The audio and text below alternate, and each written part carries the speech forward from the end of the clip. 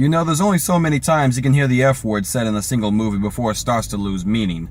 Seriously, try watching Superbad and take a shot every time they say that word, and see how long you or your liver lasts, depending.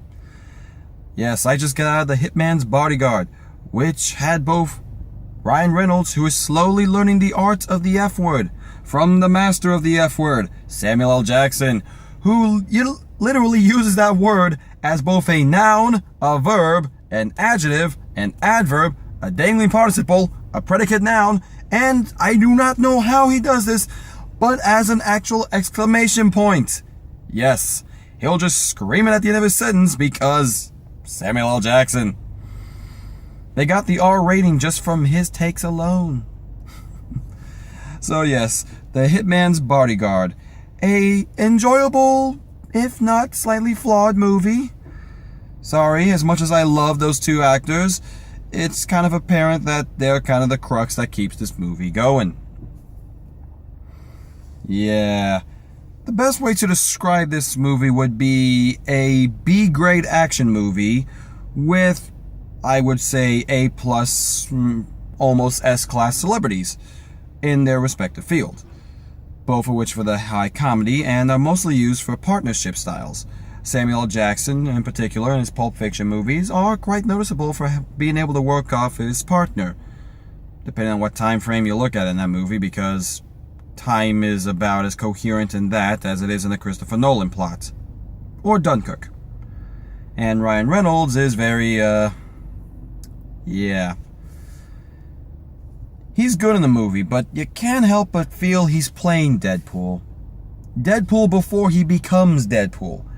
In fact, in my own headcanon, this is literally all an event that leads him to becoming Deadpool, and Samuel L. Jackson to becoming Nick Fury. Prove me wrong, Internet. I dare you. But yeah, they're good, and don't get me wrong, you'll get a good laugh out of these guys. I laughed a good couple of times in this movie. I laughed more in this movie than I would say about most of the comedies I've seen this year. Not a lot of good ones. Not a lot that come into my mind anyway. I could dig through the recesses, but they ain't registering in here, so they must not have been that good.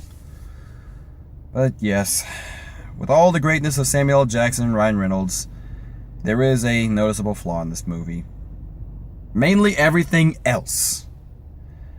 Oh god, the plot. I have seen good transporter movies. And I don't mean just the transporter movies. I've seen getting person from point A to point B, while everyone in the middle is trying to kill them.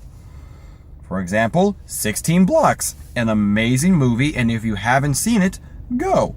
If I remember correctly, Bruce Willis is in it, I want to say. Might be getting confused with somebody else. Point is, it's a good movie. High suspense, high drama, and you feel for both sides. This movie tries to get the feels, but it's not, how to put this simply, it's not natural. Where in Deadpool it was kind of natural the way things progress and how he was relaying all the information, just because, you know, he knows he's a comic and it's not real.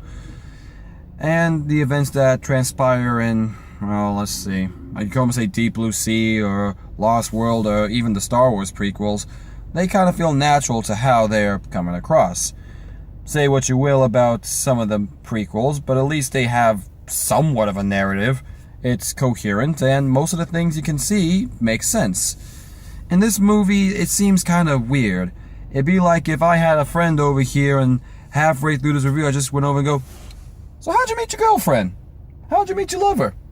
"Oh, that's cool, that's cool, that's cool." Drop about 5 more F words and you kind of got the conversation. Now don't get me wrong, the scenes are funny and enjoyable, but it feels very disconnecting. If I was to watch these as clips on, say, YouTube or something, they would be a lot more enjoyable.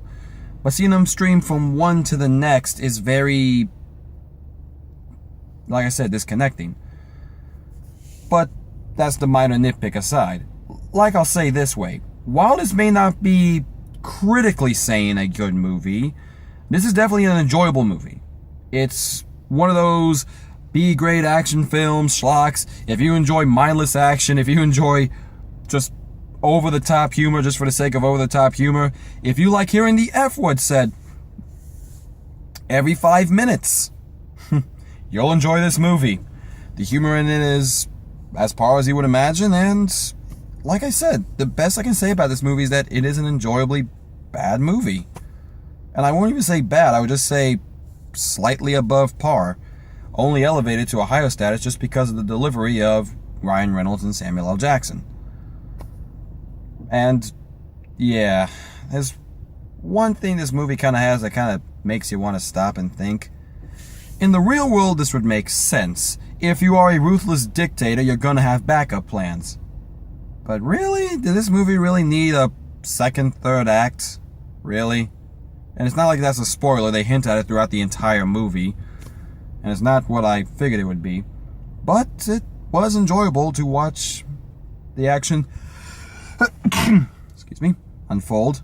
And no, I didn't just dab before anybody says in the comment section below. If you dab, you are what's wrong with this world. Okay, technically the Emoji Movie, the Transformers movies, and Ghostbusters was what's wrong with this world, but you know, you're kind of adding to it. Drop 5 more F words in here and you got basically a joke from the movie. It doesn't get old though, they pace it well, it's just that the scenes don't really connect. It's basically going from action set point to action set point. And yeah, that's basically it. The action sometimes is shot very well, very fluid, almost like one take style, and sometimes not so much, where you get about a cut every 3 seconds. And I get the feeling I'm watching a Michael Bay movie at that point.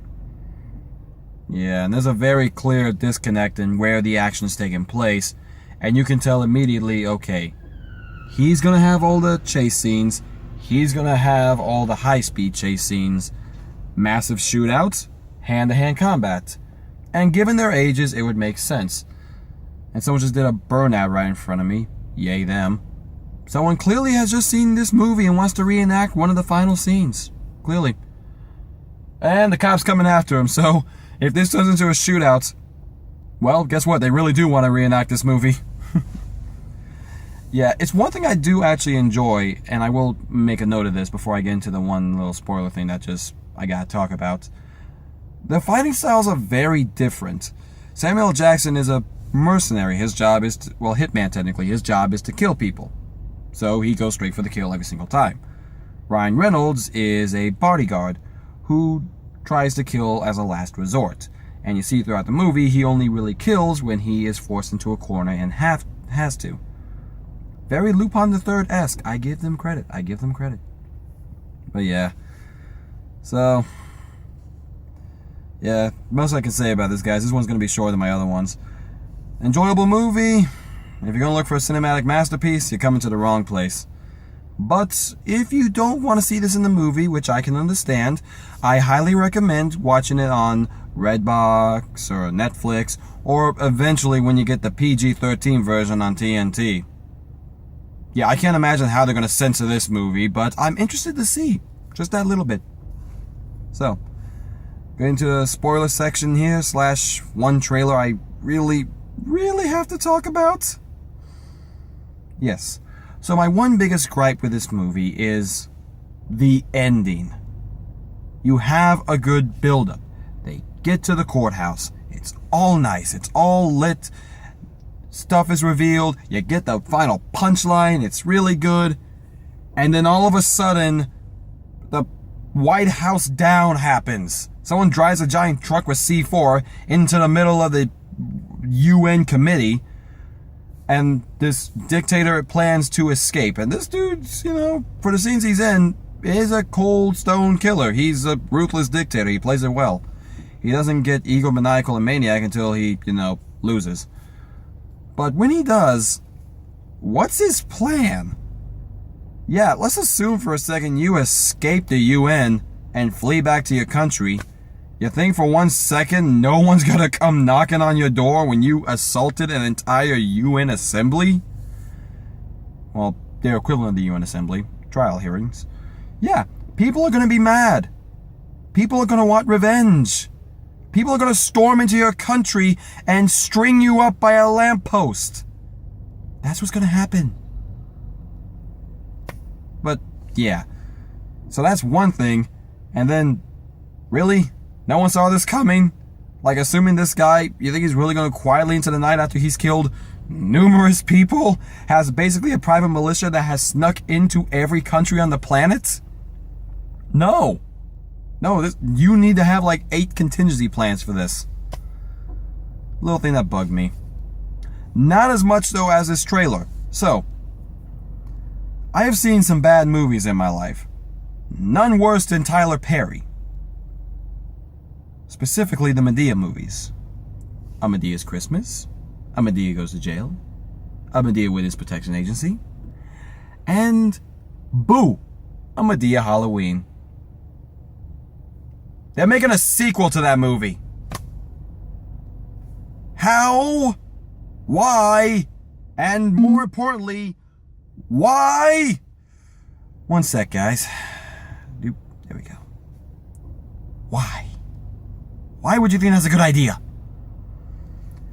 Could someone explain to me why you think Tyler Perry is funny? Because he dresses like a woman?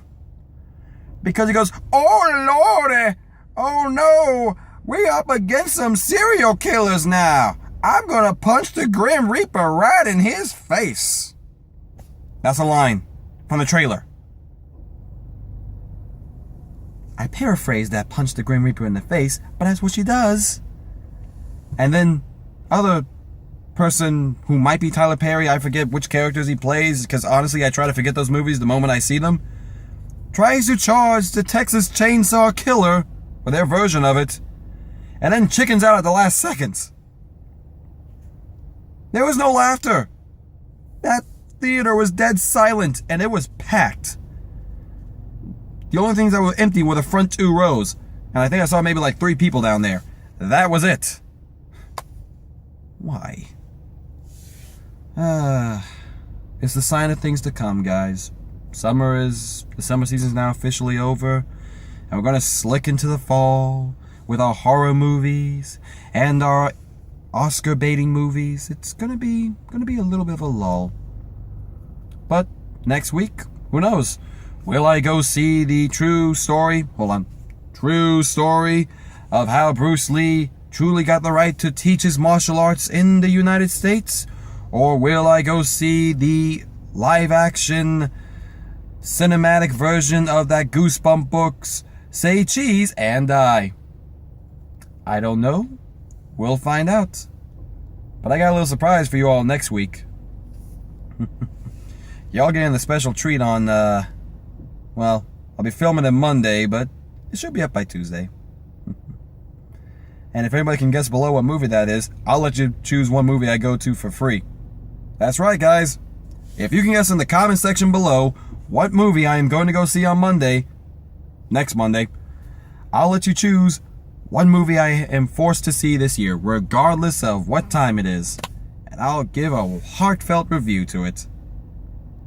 Yeah, I'm trying to get you guys a little bit involved. Anyway, until next week, I'm Kevin Riley, signing off. See you guys next time. Later.